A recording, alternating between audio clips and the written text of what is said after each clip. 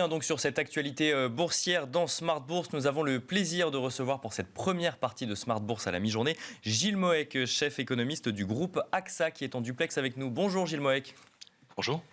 Alors, on va essayer de revenir ensemble sur cette séquence banque centrale, donc commencé la semaine dernière avec la BCE, puis cette semaine la Fed, la BOE, la BOJ, pour ne citer qu'elle. On va évidemment s'attarder sur la décision de la Fed de relever ses taux directeurs donc d'un quart de point, de 25 points de base, dans un contexte d'inflation toujours grandissante, pour ne pas dire galopante, aux États-Unis. On a l'impression finalement que la décision de la Fed, alors qui n'est pas du tout surprenante, qui était attendue, mais c'est de normaliser coûte que coûte sa politique monétaire par étapes, mais de manière assez certaine.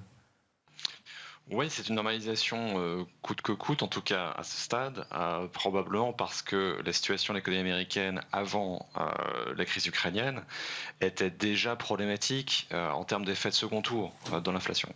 L'inflation, depuis la sortie de la pandémie, c'est d'une part des effets d'offres assez lourds, d'abord liés au goulot d'étranglement qui se sont multipliés, maintenant liés à l'augmentation des prix de l'énergie en conséquence de la crise ukrainienne. Ça, c'est le choc exogène. Et puis vous avez un choc endogène qui est lié au fait qu'aux États-Unis en particulier, on a sans doute surstimulé la demande intérieure. On a fait trop en fait pour protéger le revenu des ménages et les entreprises pendant la crise pandémique, et on est arrivé à une situation de surchauffe avec un taux de chômage extraordinairement bas et avec une accélération maintenant très forte des salaires.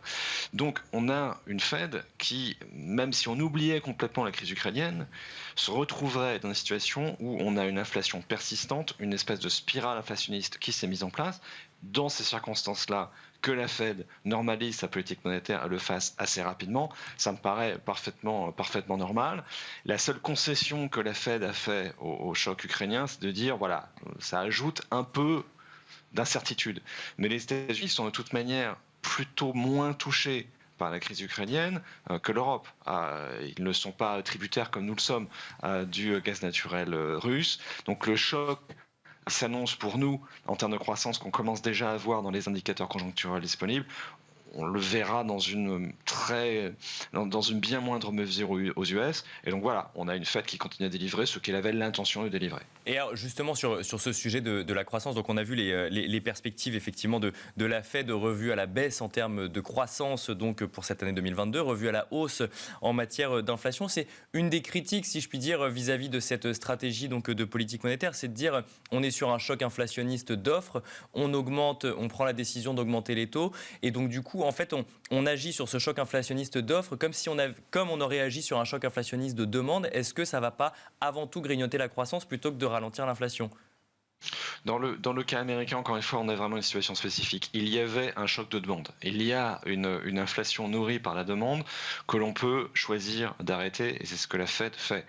La question qu'il faut se poser, elle n'est pas pour tout de suite, elle est probablement pour la seconde partie de l'année, c'est à quel moment on en ferait trop. C'est-à-dire où l'effet du choc d'offre sur le pouvoir d'achat aurait un tel impact sur le ralentissement de la consommation que là on entrerait potentiellement dans un ralentissement de la croissance et des prix lui-même auto-entretenu. Donc peut-être faudra-t-il s'arrêter un peu plus tôt, un peu plus vite que ce que la Fed aujourd'hui indique par l'intermédiaire de son fameux graphique des dot plots. Mais pour l'instant, sur les premiers actes, si vous voulez, de la pièce, les 25 points de base aujourd'hui, les hausses dans les 3 ou 4 comités qui vont avoir lieu, là, je ne pense pas qu'il y ait de débat possible. En revanche, oui, la fin de l'année me paraît plus compliquée, et moi, pour l'instant, je n'achète pas complètement le dot plot. C'est-à-dire que je ne pense pas qu'ils arriveront à délivrer les 7 hausses sur la totalité de 2022 qu'ils ont aujourd'hui dans leur carquois. Donc ils devront peut-être arrêter plus tôt que prévu, sachant qu'il y a également cette stratégie de tightening, évidemment, au niveau de la Fed, qui pourrait venir rajouter aussi indirectement des conséquences similaires à celles d'une hausse de taux. On attend les détails sur la vitesse. On n'a pas de calendrier précis, effectivement. Oui. Voilà. Il faudra savoir exactement à quelle vitesse, à quel rythme la Fed réduit la taille de son bilan. Pour moi, c'est vraiment l'élément fondamental, hein, en particulier pour les marchés actions sur la seconde partie 2022 et 2023, parce que lorsqu'on essaie de comprendre ce qui a nourri la progression des marchés dits risqués depuis 2014, c'est-à-dire depuis la mise en place de ces politiques extrêmement lourdes, non conventionnelles de la Fed, on s'aperçoit que la taille du bilan de la Fed est l'un des facteurs les plus déterminants dans l'évolution des prix d'actifs. Une réduction, on en a déjà eu une petite en 2018-2019 qui a été interrompue par la crise pandémique. Eh bien, une réduction du bilan de la Fed, c'est moins de liquidité dans le système et c'est normalement cohérent avec des indices boursiers qui progressent quand même beaucoup moins vite. Donc attention à ce phénomène-là. On en parle moins parce que là, l'attention est complètement focalisée sur la politique de taux, mais le montant total de liquidité qui sera mis à la disposition du marché par la Fed, ça c'est vraiment un indicateur clé. Pour l'instant, on ne sait pas grand-chose. Alors, je voudrais rester sur les banques centrales avec vous, Gilles Mouek, même si évidemment on va parler donc évidemment donc de cette inflation qui progresse et donc les perspectives économiques qui en pâtissent peut-être pour 2022. Christine Lagarde s'est exprimée hier. Elle a exprimé l'idée qu'il y avait des marges supplémentaires disponibles pour la BCE entre la fin de son programme de rachat d'actifs et le début d'une hausse de taux. On sentait qu'il y avait nécessité à prendre la parole alors que la Fed commençait ses mesures donc de rétrécissement de son soutien à l'économie américaine et parce qu'à quelques heures de la prise de parole de Christine Lagarde, il y avait ce record historique d'inflation aussi en zone euro, 5,9% sur le mois de février. On voit que l'inflation continue à filer également en zone euro. Est-ce qu'il reste des marges de manœuvre à Christine Lagarde aujourd'hui ou est-ce qu'au bout d'un moment, il va falloir, nous aussi, en Europe, enclencher un scénario de hausse de taux ? La situation pour moi en Europe est quand même fondamentalement différente de la situation américaine. C'est-à-dire que dans la situation américaine, il y avait surchauffe interne avérée avant la crise ukrainienne. Dans la zone euro, on en était très loin. On avait un choc inflationniste totalement exogène, déterminé par l'augmentation du prix de l'énergie déjà et par les goulots d'étranglement.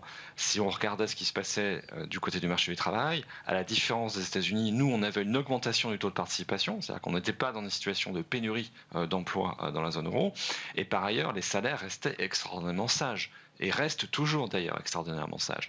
Donc c'était quand même compliqué, et c'est toujours compliqué dans la zone euro de parler d'une vraie spirale inflationniste avec des effets de second tour lourds. Premier élément. Deuxième élément, il y a déjà un tightening de la politique monétaire en Europe. Alors là, on rentre dans une discussion un peu théologique sur ce qui correspond effectivement à un durcissement de la politique monétaire. Mais quand même, on avait une BCE qui, au mois de décembre 2021, nous disait on va réduire la voilure progressivement. Le PEP s'arrête en mars, mais on maintient les achats dans le quantitative easing ordinaire, le programme APP, on le continue. On réduit un peu la voilure, mais le programme pourrait continuer après octobre 2022, potentiellement jusqu'en 2023, et potentiellement d'ailleurs jusqu'à plus l'infini. Là, on a une BCE qui a quand même changé de discours et qui nous dit l'APP, a priori, sauf catastrophe dans les données, on y reviendra, s'arrête au mois de juin. Donc en termes de montant d'achat de titres prévus par la BCE entre le mois de décembre, entre le discours du mois de décembre et le discours du mois de mars, on a quand même perdu à peu près 150 milliards d'euros. Donc il y a quand même une réduction du stimulus, de toute manière. Sur la question de la vitesse de la hausse des taux, c'est là où on sent que la BCE cherche encore sa voie, probablement parce qu'on a une BCE qui est aujourd'hui extrêmement divisée. Vous avez au sein du Conseil des gouverneurs des gens qui sont plutôt toujours des colombes, qui considèrent qu'il faut aller très très prudemment dans la normalisation de la politique monétaire, que c'est déjà beaucoup d'avoir réduit la voilure sur le quantitative easing, prenons notre temps sur l'augmentation des taux, et une autre partie du Conseil qui s'inquiète d'une possible dérive des anticipations d'inflation et qui veut agir très vite. Pour moi, la réponse à cela, elle se trouvera dans le flux de données dans la seconde moitié de 2022. Si effectivement on s'aperçoit qu'il y a des effets de second tour avérés, que les salaires commencent à accélérer très fort, que à ce choc d'offres est en train de s'ajouter un choc de demande, là oui, ça fera sens d'aller assez vite dans la normalisation des taux, et je sens que c'est un peu la pente naturelle en ce moment de la BCE. Mais il est possible qu'on sera obligé de surseoir. Et ce qu'a fait Christine Lagarde dans ce discours devant les CB Watchers, c'était, à mon avis, du réglage fin par rapport à sa précédente conférence de presse, qui était quand même très hawkish, ou qui en tout cas a été interprétée de manière très hawkish. Et là, on a une BCE qui dit, attention, on va quand même regarder les données, nous ne sommes pas absolument arrimés à l'idée qu'il faut commencer à augmenter les taux. Et alors, si on parle de contexte économique de manière plus générale avec vous, Gilles Mouek, on entend donc effectivement il y a des flambées d'inflation un petit peu partout, que ce soit en Europe, aux États-Unis ou également en Angleterre. On a vu la prévision de la Bank of England qui s'attend à 8% d'inflation peut-être sur le deuxième trimestre de l'année. Certains parlent de choc stagflationniste, d'autres commencent également à employer ce terme de récession potentiellement sur l'année 2022 en Europe. Quel est votre scénario, vous, en lien avec ces incertitudes, en lien avec le conflit en Ukraine, évidemment, les chocs inflationnistes qui en découlent et qui viennent s'accumuler sur ceux qu'on avait connus déjà au sortir de la pandémie? Quel scénario pour cette année 2022, Gilles Mouek? Alors, un point quand même à garder en mémoire, c'est le fait que avant la crise ukrainienne, on était dans la zone euro dans une trajectoire de reprise extrêmement forte, puisque nous sommes sortis en fait du pic de la crise pandémique plus tard que les Américains. Et nous étions toujours dans une phase de rattrapage rapide. Et moi, mon hypothèse pour la croissance du PIB en 2022 dans la zone euro, c'était presque 4%. Et avec pour une fois d'ailleurs une croissance du PIB en Europe légèrement supérieure à celle qu'elle était aux États-Unis. Ça, c'était la réalité pré-Ukraine. En tenant compte du fait qu'on avait une inflation forte, qu'elle allait de toute manière éroder le pouvoir d'achat des ménages, je pense qu'on arrivait quand même à 4%. Aujourd'hui, si on fait une simulation sur la base d'un prix du pétrole à 125 $ le baril et à 200 € du mégawattheure sur le gaz, on arrive à perdre à peu près entre 1,5 point et 2 points de croissance. D'accord. Ça, c'était notre simulation la semaine dernière. Elle est à peu près en ligne avec ce que dit la BCE, à peu près en ligne avec ce que dit l'OCDE. Ça laisse une croissance de la zone euro à 2%. Pour qu'on en arrive à une vraie récession en moyenne annuelle, pour que le PIB 2022 soit plus bas que le PIB 2021, familièrement, il faut vraiment y aller. C'est-à-dire que là, il faudra aller dans un scénario dans lequel c'est pas simplement les prix de l'énergie qui montent, mais c'est l'approvisionnement lui-même en énergie qui s'interrompt, qui nous obligera à ce moment-là à stopper la production à l'instant de nos secteurs. On n'en est pas là. Donc on parle plus de stagflation, si je comprends bien aujourd'hui, que de récession, Gilles Mouek. En tout cas, sur la base des données qu'on utilise aujourd'hui, moi je reste frappé du fait que les simulations qu'on a faites, qui parfois étaient jugées comme très optimistes, alors qu'encore une fois, c'est à peu près en ligne avec ce que dit l'OCDE, par exemple, perdre 1,5 point ou 2 points, ce qui en phase normale serait énorme. Genre, perdre 1,5 point ou 2% de croissance, c'est normalement énorme. Mais compte tenu de la vitesse acquise dans les économies, oui, ça reste compliqué d'être dans un vrai scénario de récession. Mais le terme stagflation, on peut tout à fait l'utiliser. La vraie question pour moi, c'est à quel point c'est une situation persistante. C'est-à-dire que si on a une stagflation définie par, on a une inflation forte et une croissance assez flagada, si ça dure 1 an ou 1 an et demi, c'est pas très grave. Si en revanche on s'installe dans un régime de ce type-là sur plusieurs années, c'était ça la stagflation des années 70 et du début des années 80. Là, on a un vrai problème, mais encore une fois, on n'en est pas là.